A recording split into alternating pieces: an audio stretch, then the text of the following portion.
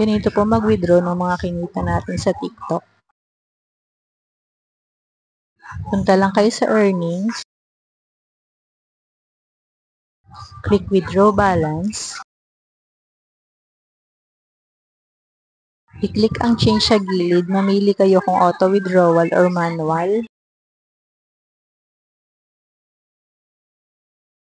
Then click save. Then click withdraw balance.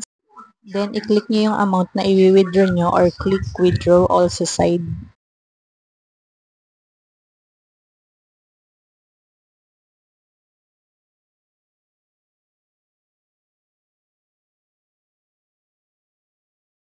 Then click nyo yung withdrawal account sa bandang taas. GCash ang pinili ko. Then magsasend ng code sa mga mobile phone nyo. Check nyo yung message inbox nyo. Then type the code. Then type your GCash number.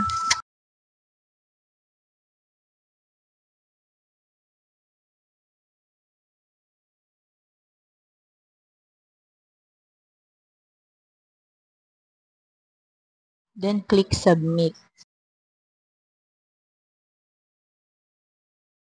Type the amount you want to withdraw or click withdraw all sa side. Sa withdrawal ko na 2,683, 5 pesos and 60 centavos lang ang charge niya. Then click withdraw now.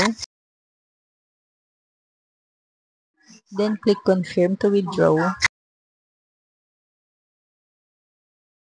Then saglit lang, nasa GCash ko na agad yung winidraw ko.